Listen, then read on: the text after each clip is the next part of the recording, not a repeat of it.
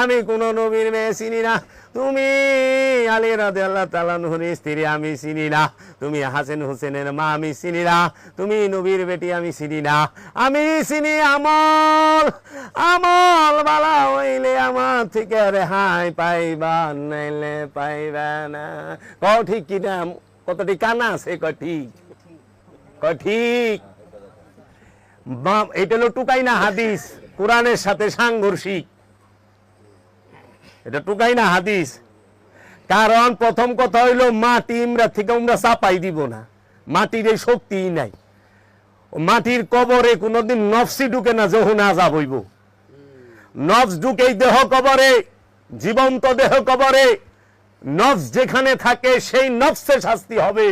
যেখানে নফস থাকে না, ব্যক্তি থাকে না, সেইখানে কোনো সাজা নাই। আর ফেরেশতাদেরকে কোনো পাওয়ার দেওয়া হয় না যে নফসকে তারা ফুৎকার করবে। একমাত্র কোরআনে পাই নবী ঈসা, সে রূহ ফুৎকার করছে, নফসও ফুৎকার করছে, দুইটাই ফুৎকার করছে। ঈসা রুহুল্লাহ ওয়া উবারিউল আকমাহা ওয়াল আবরাসা ওয়া উহিল মাউতা কুম বিইজনিল্লাহ। আল্লাহর হুকুমে উঠে দাঁড়াও। 7 দিনের মরা উঠে খাড়া হয়ে গেছে। রূহ ফুৎকারও করে, আবার নফসও ফুৎকার করে। কে? আল্লাহর নবী, আল্লাহর রাসূল, আল্লাহর ওলিরা।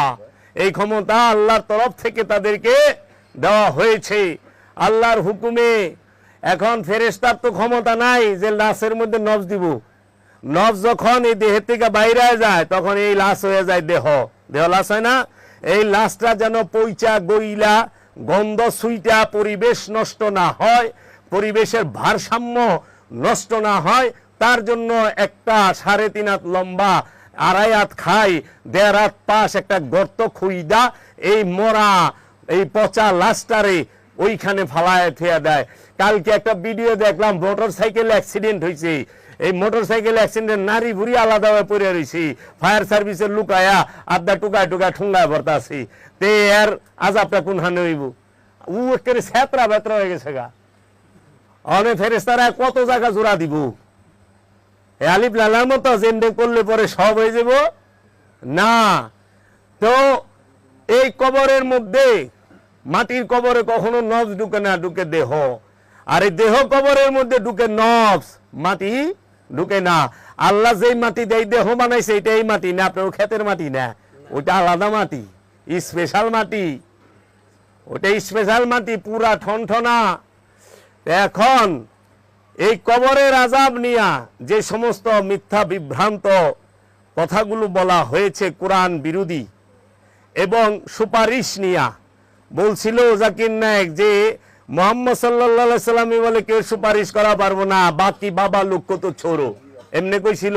কিসের খাজা বাবা, কিসের বড় পীর, কিসের মুজাদ্দিদ আল ফিসানি, কিসের বাহাউদ্দিন নাকশবন্দ, কোন বাবা কোন পীর টির এরা সুপারিশ করতে পারবো না। হ্যাঁ, স্পষ্ট ভাবে কইছি, ইন্টারনেটে ভিডিও আছে, উসিলা ধরা বেদাত হেরা কইছি, শিরিক, এই কথা কইছে।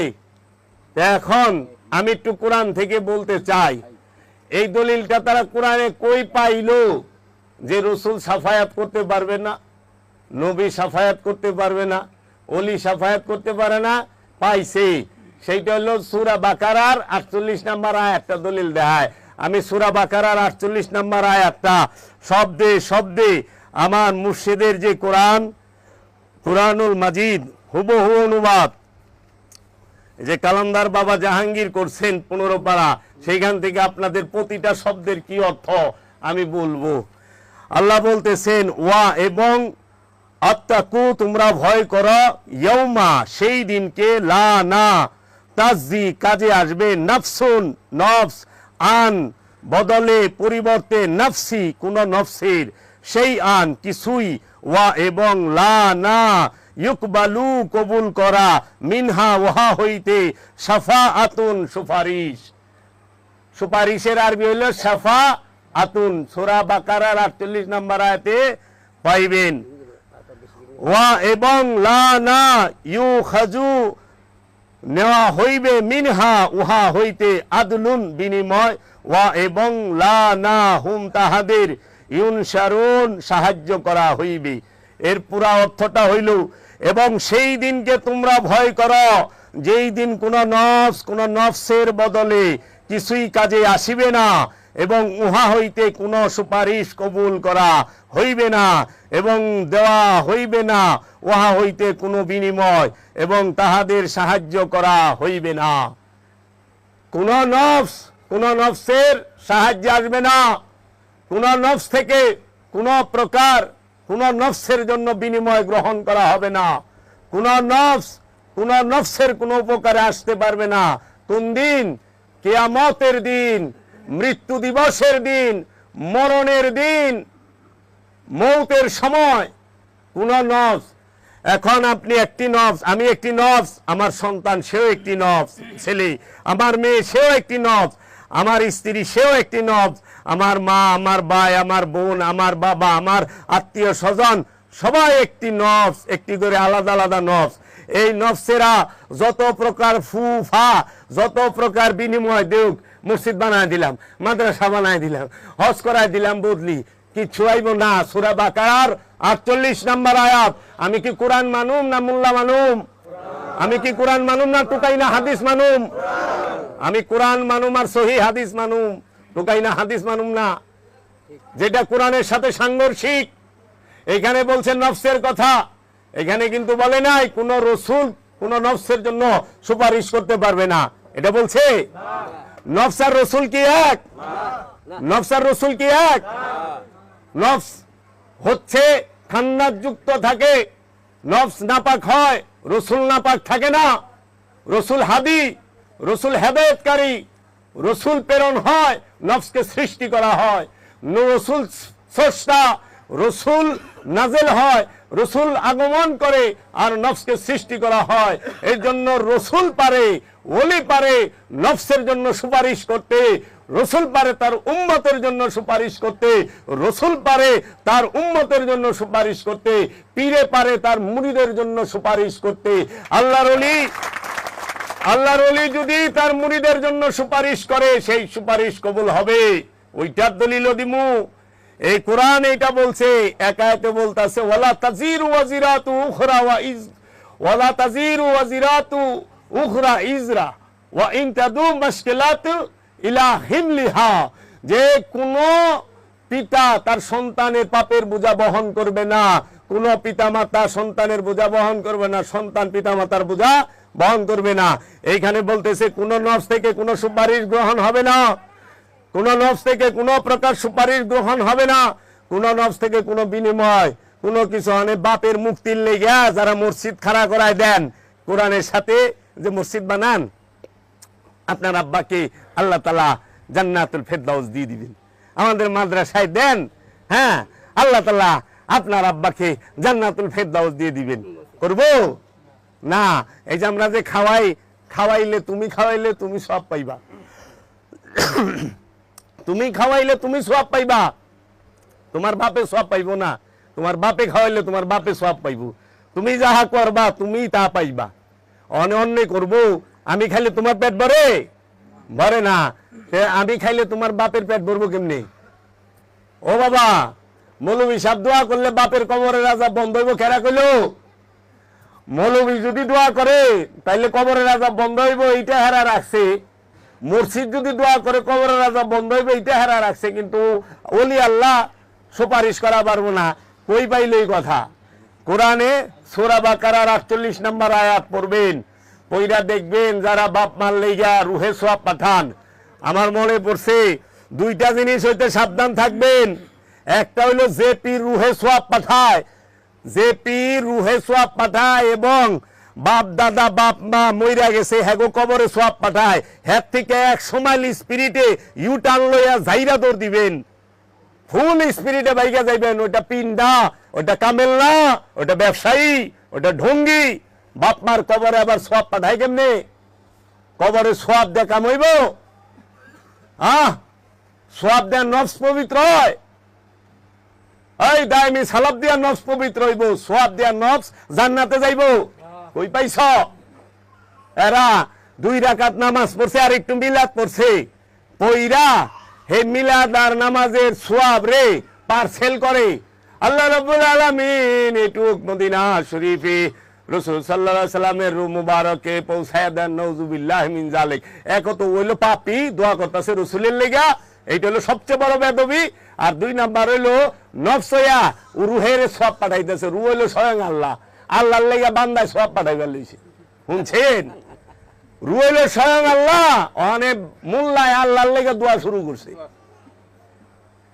এখন থেকে ফুল স্পিরিটে বাইরে যাইতে হইব। তারপরে আল্লাহ রাব্বুল আলামিন এই সওয়াব নজর পৌঁছায় দেন বাগদাদ শরীফে, এই সব নজর পৌঁছায় দেন জান্নাতুল বাকিতে, জান্নাতুল মাওয়ায়, এই সব পৌঁছায় দেন ইয়েমেনে, ফিলিস্তিনে, ইসরায়েলে। আল্লাহ রাব্বুল আলামিন এই সব পৌঁছায় দেন আজমির শরীফে, এই সব পৌঁছায় দেন বাংলাদেশের হুনে। তারপরে তামাম জাহানের যত মুমিন মুমিনাত মুসলমান কবরে গুজরায় গেছে, হ্যাগো কবরের ভিতরে মানে আল্লাহরে কইতাছে, হ্যার সোয়াবটা জানি আল্লাহ পার্সেল করে দেয় ফেরেশতাকে দিয়া বিভিন্ন জায়গায়। এই সোয়াব না পাঠাইলে তো মাল দিব না, দোয়া করলে দিব না টাকা। এই আয়াতের সাথে সাংঘর্ষিক তাদের দোয়া সাংঘর্ষিক এই কোরআনের আয়াত। আমি কি কোরআনের আয়াত মানুম না তাকে দোয়ার এই ফর্মুলা মানুম? আচ্ছা, আরেকটা আয়াত দেখাই, সূরা বাকারার 123 নম্বর আয়াত। যাগো মোবাইল আছে, অ্যাপস আছে, খুইলা দেখ। সূরা বাকারার 123 নম্বর আয়াত। আল্লাহ রাব্বুল আলামিন বলতেছেন, এবং তোমরা ভয় করো সেই দিনের, যেই দিন কোন নফসের কিছুই কাজে আসিবে না এবং গ্রহণ করা হইবে না তাহাদের নিকট হইতে কোনো বিনিময়, এবং তাহারা উপকারে আসিবে না কোনো সুপারিশ, এবং তাহাদের সাহায্য পাবে না। সূরা বাকারার 48 নাম্বার, সূরা বাকারার 123 নাম্বার। আরো দলিল লাগবো, আরো আছে, গাঠি বইরে দিমু, কোরআন দিমু আগে, হাদিস তো পরে। কোরআন হলো হীরা, হাদিস হলো কাঁচ। কোরআন হলো রসুলের বাণী, ইন্নাহু লাকাউলুন রাসূলিন কারীম। আর হাদিস 23 লাখ হাদিস সংগ্রহ কইরা মাত্র 23,000 রাখছে, 1% রাখছে, 99% বলে মিছা কথা। এর লেগা হাদিস সম্পর্কে জানতে হইলে 2 জন গবেষকের বই পড়বেন, একজন সাদুল্লাহ সাহেবের, আরেকজন হইল কারবালা ও মাবিয়া কিতাবের নাম সেই গোলাম মুর্শেদ সাহেবের, লেখক গোলাম মুর্শেদ। আর হাদিস সাহিত্যের ইতিহাস সাদুল্লাহ। বাংলা বাজার থেকে আইনা পইরেন, মাথা ঘুরবো যে হায় হায় কত বড় পুকুর চুরি করছে, একে সব উঠায় দিছে, থইলার বিড়াল বাই করে দিছে। আর কোরআনের আয়াত এই বিষয় ভিত্তিক আমার কাছে আইন, আমি দিয়া দেবো প্রত্যেকটা বিষয়ের উপরে কয়টা আয়াত নাজিল হইছে, কি হইছে বইলা দিমু এইখান থেকে, যে কিয়ামত সম্পর্কে, সাআত সম্পর্কে কি আসছে। তাহলে পরে এই যে সূরা বাকারার 123 যে কইল, এবং তোমরা ভয় করো সেই দিনকে, যেই দিন কোন নফসের কিছুই কাজে আসিবে না এবং গ্রহণ করা হইবে না সুপারিশ তাহাদের নিকট হইতে বিনিময়, এবং তাহারা উপকারে আসিবে না এবং তারা সাহায্য পাইবে না। ও বাবা, তাইলে এই যে আমরা যে আমাদের কাছ থেকে এই দুয়ার নামে যে টাকা পয়সা আমরা মসজিদে, মাদ্রাসা, এতিমখানায় দিবার লইছি, এই দুয়ার নামে যে নিতে আছে, এটা কি মিথ্যা হচ্ছে না? এতিমকে খাওয়ান, এটা তো আল্লাহ কোরআনে কইছি। মিসকিনকে খাওয়ান, সদকা দেন, সদকা দিবেন মানুষরে। প্রতিষ্ঠানকে সদকা দেওয়ার কথা কোরআনে কোথায় আছে? সারা কোরআনে কোন জায়গায় আছে যে মসজিদে সদকা দাও? সারা কোরআনে কোন জায়গায় আছে মাদ্রাসায় সদকা দাও? সারা কোরআনে কোন জায়গায় আছে যে এতিমখানার মধ্যে এতিমখানা বানায় সদকা দাও? এতিম স্কুলে থাকে না, এতিম খালি মাদ্রাসায় থাকে, এতিম পরিবারে থাকে না, এতিম সমাজে থাকে না, থাকে তো। এতিম রে সদকা না দিয়া, মানুষ অসুস্থ মানুষকে সদকা না দিয়া, বুখা ক্ষুধার্ত মানুষকে সদকা না দিয়া, আজকে প্রতিষ্ঠানের প্রতি ঝুঁকা বইছে। আমাদের এই মসজিদ কে গ্রামে গ্রামে অহনে প্রতিযোগিতা, যে ওই পিছে পূর্ব আমাদের পাশের গ্রামের মসজিদ এত চাকচিক্য, আমাদের মসজিদটা এখনো টাইলস হচ্ছে না, এই মানুষগুলো ভালো না, এইরকম প্রতিযোগিতা। কে কার থেকে কত চাকচিক্যময় মসজিদ করব এই চিন্তায়, কিন্তু কেউ তার হৃদয়ের মসজিদকে চাকচিক্যময় করতে চায় না। মসজিদ হইল কুরআন মসজিদ সম্পর্কে যতটি আয়াত নাজিল করছে, আল্লাহ বলছে তোমরা সালাত কায়েম করো, যাকাত আদায় করো এবং তোমরা মসজিদ তৈরি করো। সালাত কায়েম এবং যাকাত আদায়ের পরে মসজিদ তৈরি করার লাগে। যার সালাত কায়েম হয়েছে এবং যাকাত আদায় হয়েছে সে মসজিদ তৈরি করবে। সেইটা হলো হৃদয়ের মসজিদ, কলবের মসজিদ। তোমার কলবটাকে মসজিদ বানাও। মসজিদ আল্লাহর ঘর, যেই কলবে আল্লাহ থাকে। তাই কোরআন হাদিসে বলছে কুলুমুল মুমিনিন, আর সে আল্লাহ, মুমিনের কলব আল্লাহর আরশ। এইটার সাথে দলিল আছে কোরআনের, ওয়ানাহনু আকরাবু ইলাইহি মিন হাবলিল ওয়ারিদ, আমরা তোমার জীবন রোগের নিকটে অবস্থান করি। আল্লাহ যে মানুষের নিকটে থাকে কোরআনে আল্লাহ বইলা দিছে, এবং আল্লাহ রসুল বইলা দিছে যে এই কলব হচ্ছে মুমিনের কলব, আল্লাহর আরশ, আল্লাহ রসুল বলছে। তাহলে এই হাদিসের সাথে কোরআনের মিল আছে, আমরা এটা সমর্থন পাই। কিন্তু ওই প্রতিষ্ঠানের ভিতরে এগুলো দেওয়া মানুষকে তুই আজকে দেখেন অভাব অনটনে দরিদ্র মানুষগুলা হাহাকারে কান্দে, একটা ফতোয়া দেয় এদেরকে দান করবেন, এরা নামাজ পড়ে না। এই বেনামাজিদেরকে দান করে আপনার টাকাটা চলে যাচ্ছে, আপনি এদেরকে দান করে কোনো লাভ হয় না। আমাদের কোরআনের পাখিদেরকে দেন। আশ্চর্যের বিষয়, আপনারা সুস্থ সবল, আপনাদেরকে কেন টাকা দেব?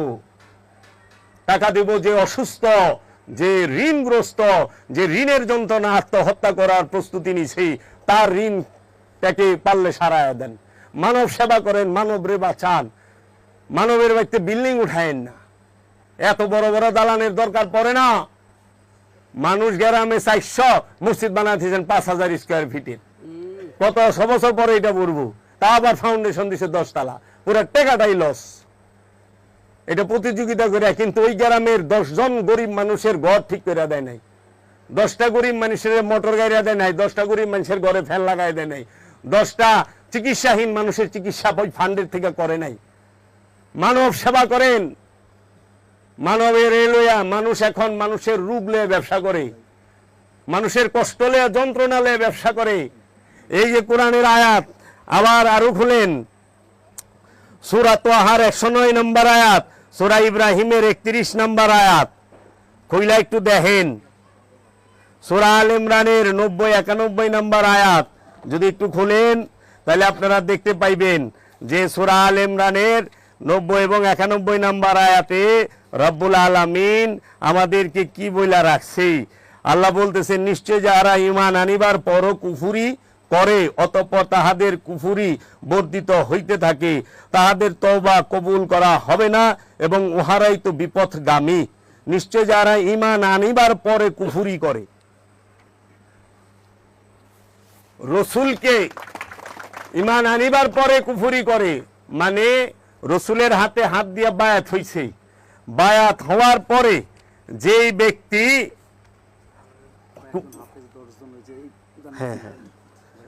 যেই ব্যক্তি ঈমান আনার পরে কুফরি করে, রসুলের কাছে বায়াত হওয়ার পরে আবার যায় রসুল অস্বীকার করে, আমি মুরিদ হইছিলাম মন যাই না, আমি মুরিদ হইছিলাম ওখানে যাই না, কামেললি থেকে খবর আছে। আপনারা বসেন না, আপনারা এরকম করতেছেন কেন? বসেন। এরা প্রচার করে মাদ্রাসা যদি আপনার ছেলেরে পড়ান, একটা হাফেজ বানাইলে 10 জন জান্নাতে বিনা হিসাবে লয়ে যাব। ক্ষমতা আবার হাদিস কয়, কলা কলা আমাকে আজই শুনি, অনেক কতটা হাসা হেরাই জানে, আল্লাহ ভালো জানে। কিন্তু আপনি খালি ইউটিউবে সার্চ দেন যে একজন হাফেজ হইলে সে কয়জন জান্নাতে নিয়ে পারবো, 10 জন দেখবেন ওয়াজ আছে। অনেক মানুষও কি করে, 4টে মেয়ে হয়েছে, অনেক পোলা হয় না, লাস্টে মানতি করছে, আমার যদি একটা পোলা হয় এটার হাফেজ জানাম, আল্লাহ রাস্তায় দিয়ে দেব। মানে একজন হাফেজ যদি 10 জন নিয়ে পারে, হ্যাঁ খালি আরবিটা মুখস্থ করছে, খালি আরবি ভাষাটা, কোরআনের আরবিটা মুখস্থ করছে, বাংলাটা জানে না, অর্থটা জানে না, অর্থ জানে না, শুধু এইটা মুখস্থ করছে, কই রে 10 জন লয়ে দেব। আর যিনি কোরআন দিছেন, আল্লাহর রসুল রাহমাতাল লিল আলামিন মুহাম্মদ সাল্লাল্লাহু আলাইহি ওয়াসাল্লাম, যিনি কোরআন দিছেন, যিনি হাদিস দিছেন, যিনি নামাজ দিছেন, যিনি হজ দিছেন, যিনি রোজা দিছেন, যিনি যাকাত দিছেন, যিনি সমস্ত কিছু দিছেন, যিনি শরীয়ত তরিকত হাকিকত মারেফত সমস্ত কিছু দিছেন, যিনি আত্মপরিচয় দান করে গেছেন, বলে সুপারিশ করা পারবো না, কিন্তু একজন হাফেজ সাহেব 10 জন লয়ে যাই পারবো। শুনছেন? মানুষের মাথা ব্রেন ওয়াশ করে আলাইছে তো। আবার কি আরবি একটা শব্দ যদি উচ্চারণ করেন, একটা অ্যালফাবেট, একটা হরফ উচ্চারণ করলে 10 নেকি। আলিফ 10 নেকি, বা 10 নেকি, তা 10 নেকি, সা 10 নেকি, হা খ দাল জাল 29 হরফ পাঠ করবেন, 290 নেকি আইব। 290 নেকি। আচ্ছা, মানে আপনি সরয়েও নিজের ভাষা বাংলা ভাষা সরয় নেকি নাই, 1 নেকিও নাই। আলিফ করলে 10 নেকি, সরয় করলে কোনো নেকি নাই, ক নেকি নাই, সরায়া রস্যই দীর্ঘই রস্যু দীর্ঘ এ ওই উ ও নেকি নাই, 1 নেকিও নাই। কিন্তু আলিফ বা তা সা কইলে 1-এর 10টা করে নেকি হইব। আচ্ছা দিই তো, ক নেকি নাই, হুজুর খ কোনো নাকি নাই, গ কাই নাকি নাই, গ কোনো নাকি নাই। আচ্ছা, তাহলে এ নাকি নাই, B C D E F G H কোনো নাকি নাই। তাইলে আরবি ভাষার অ্যালফাবেট পাঠ করলে শুধু 10টা করে নাকি দিব একটা অ্যালফাবেটে, একটা অক্ষরে আরবির। কিন্তু বাংলার একটা অক্ষর যদি পাঠ করেন 1 নেকি নাই, উর্দুর একটা অক্ষর পাঠ করবেন 1 নেকিও নাই, আপনি ফার্সির একটা হরফ উচ্চারণ করবেন 1টা নেকি নাই, আপনি ইংরেজির একটা হরফ উচ্চারণ করবেন কোনো নেকি নাই, তামিলের হরফ উচ্চারণ করবেন ওটা তো আরো বিনাশ অবস্থা। কি কয় ফেরেশ তারাই বুঝে না, ওরা ছাড়া। এই যে অবস্থা, আমাদের মাথা ওয়াশ করে ফেলাইছে। কই পাইলো এইটা যে আরবি হরফ একটা উচ্চারণ করলে 10 নেকি? এটা কি আল্লাহ কইছে কোরআনে? এটা আল্লাহর হাবিব হাদিসে কইতে পারে? যদি বইলা থাকে তাইলে আমাদের উপরে কি বৈষম্য হয় নাই?